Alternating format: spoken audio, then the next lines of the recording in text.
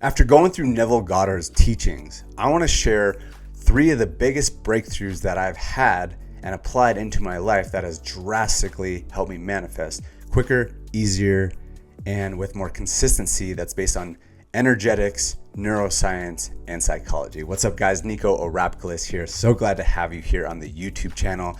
Make sure and subscribe so it'll be updated because we're constantly making videos about manifestation, constantly talking about Neville Goddard's teachings and how to become the best version of yourself and attract all the things that you want into your life through a very systematic approach. Okay, so let's dive into this. Like I said, this is going to be a video all about Neville Goddard's teaching. I'm going to share the 3 biggest things that I've gotten from Neville Goddard's teachings and how I've applied them to my life to help me actually manifest and create these. So this is actually going to be a 3-part series. So if you want to see part 2 and part 3, make sure and comment that down below and let's dive in. So one of the biggest things that I want to talk about here on this video, part number 1, is revision. Okay, revision. So Neville Goddard talks about how it's so important to visualize, right? Visualize, see what you want to experience. Because think about this too, and I want to always apply this into Joe Dispenza's teaching because he's been a really profound teacher in my life. And once I understood the science and the neuroscience behind all of this manifestation stuff, it really shifted things for me.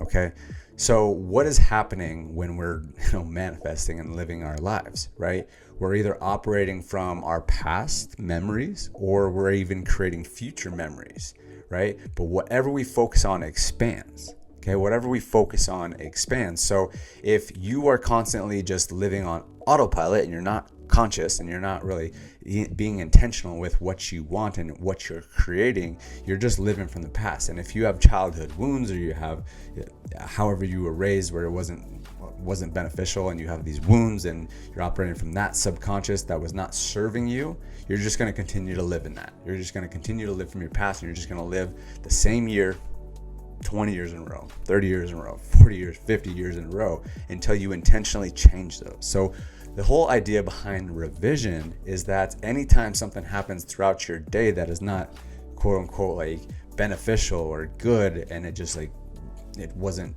valuable to you for the future that you desire, then you're just going to continue to live through that if you just keep it as is. But with Neville Goddard's law of revision, you really want to basically take those moments and before they solidify. So I want to draw kind of like a little metaphor to a way to look at this is that think about it as it's like you're kind of like molding a clay all throughout the day, right? You're molding this clay and whatever happened, let's say, someone yelled at you we'll just go with that. Someone yelled at you, you messed up at work or your business and a client yelled at you and you're like, oh my gosh, I'm not a good business owner. We'll just go with that. So client yelled at you, wasn't happy with the results that you provided, and like that was your experience, right? But think about it like this, is that you're molding a piece of clay, okay, all throughout the day, whatever you're experiencing. And then once you go to bed, after you actually like fall asleep and you are asleep, okay, I'll talk about what happens before you fall asleep, is that clay actually goes into the oven where it bakes and it's solidified, right? And then whatever is solidified, that's what you're going to continue to live from.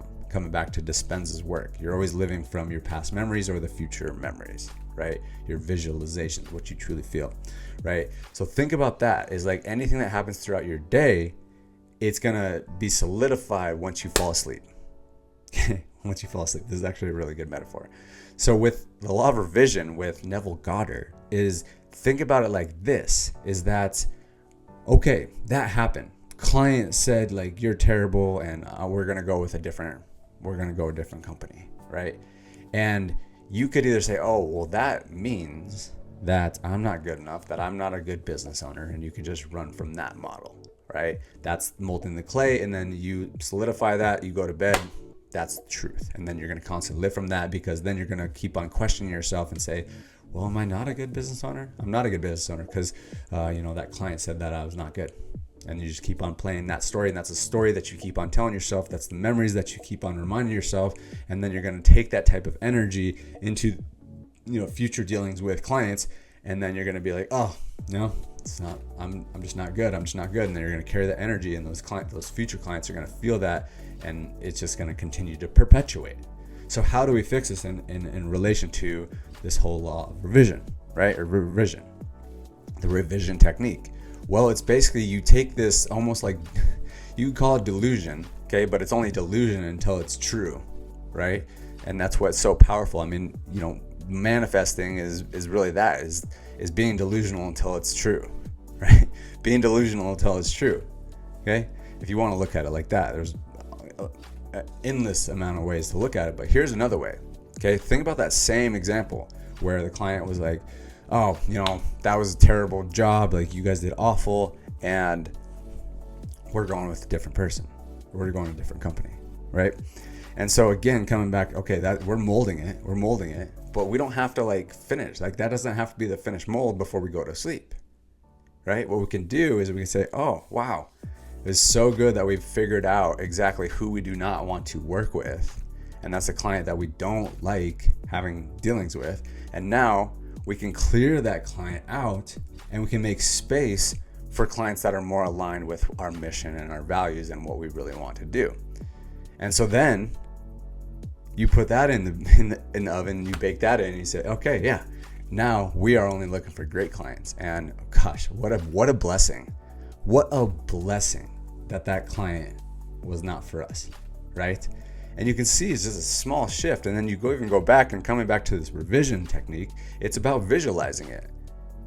And you can go back and you can say that, you can visualize it and, just play it to whatever you want. The client was like, oh, no, this isn't for us. Okay, cool, man. Yeah, we definitely don't feel like we're in alignment. And thank you for, testing us out. And we're going to continue to move forward with clients that we really enjoy and are aligned with us. And we're making space for this. So we appreciate you, man. It was a great experience. Thanks for helping us figure out what we didn't want.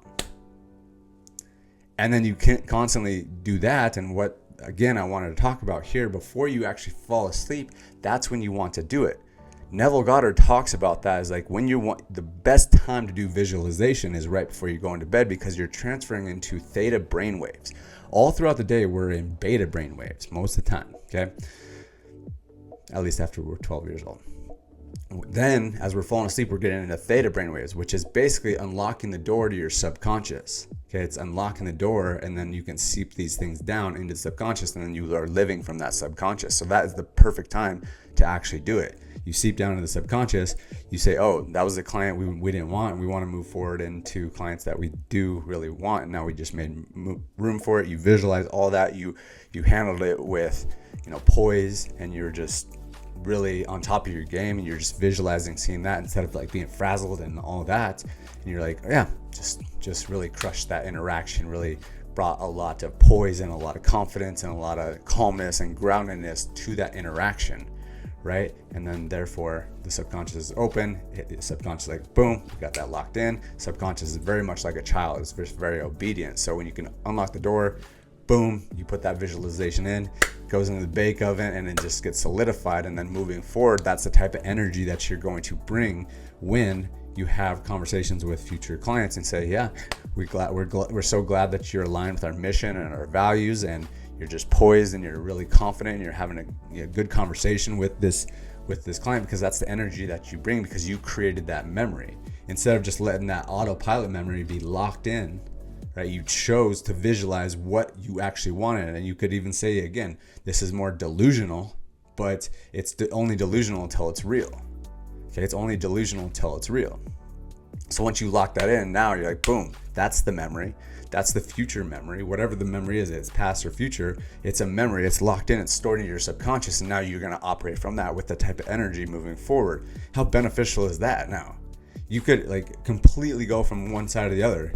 You could have been oh my gosh, I'm not worthy. I'm not deserving of running a business, and you're so frazzled and your nervous system is fried, to where you're just it made you so much better, stronger, and more confident. Your shoulders are back. You speak with more conviction in your voice, and you have more power with that next interaction. It could go either way, but it's your choice on what you want to visualize and what you want to store in your memory and what you want to put in the subconscious right before you're going to bed. So that is one of the most powerful techniques, the revision. I called it the law of revision, but just the revision technique, right? It's so powerful. It's just choosing whatever is going to be beneficial for you, because whatever you believe becomes your reality. Okay? Whatever you believe becomes your reality. That's basically law of manifestation right there. Whatever you believe becomes your reality. If you believe that you're not good enough, that becomes your reality. If you are believing that you are the chosen one to pick which clients you want to work with, that becomes your reality, because that's the type of energy you put out, and whatever type of energy you put out is what comes back, right? It's the law of the universe. So thank you for watching this video. We dive much deeper into this type of stuff in our Skool community. We also have a really powerful tool that actually helps you with this entire process of visualizing before you go to bed. We call them Vision Espressos. They're extremely powerful. You don't even have to do any of that visualization and changing things up. It's just a message from your future self telling you how amazing you are, telling you how your life is unfolding. It's in your voice, and we offer that to all the people inside of our Skool community. And we have a bunch of other resources, audios, reprogramming audios, subconscious programming audios, energetic clearings. Like, there's so much good stuff in there. So we go live every week, and you can get your questions answered. It's really fun. We're currently doing a challenge in there, so make sure and join that. And then also, like I said, comment part 2 if you want to hear the part 2 version of Neville Goddard, my 3 biggest takeaways from Neville Goddard and manifestation. Subscribe to the channel, guys. My name is Nico Rapklis, signing out. We'll talk to you on the next one.